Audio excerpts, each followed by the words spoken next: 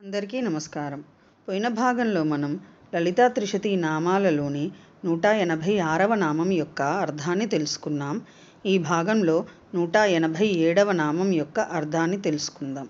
అస్మద్గురు దివ్యచరణారవిందాభ్యాం నమో నమః. అశేషజనమోహినీం అరుణమాల్యభూషాంబరాం జపాకుసుమభాసురాం జపవిధౌ స్మరేదంబికాం. శివాయ గురవే నమః. శ్రీ గురు పదాంబుజములకు సభక్తికమైన ప్రణామాంజలి సమర్పణతో శ్రీ లలితా త్రిశతి నామ సంఖ్య 187. ఓం లాభాలాభ వివర్జితాయై నమః. ఓం లాభాలాభ వివర్జిత. ఇది 8 అక్షరముల నామము. ఈ నామంతో మనము అమ్మవారికి సభక్తికముగా నమస్కరించుచున్నప్పుడు ఓం లాభాలాభ వివర్జితాయై నమః అని పలుకోవలెను. లాభాలాభ వివర్జిత, లాభాలాభములు లేనిది అని అర్థము. అప్రాప్త ప్రాప్తి అనగా లేనిది లభించుట. లాభము ప్రయత్నము చేసినను అది లభించకపోవుట అలాభము. లాభాలాభములు రెండునూ లేనిది. ఏలన భగవతి పూర్ణకామ నిత్యతృప్త.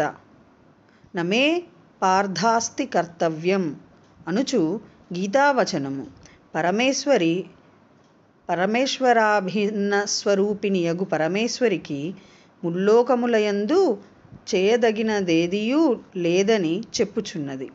అందువలన పరమేశ్వరికి కర్తవ్య కర్మ అను అది ఏదియూ లేనందున ఆమెకు లాభాలాభ ప్రసక్తియే లేదు.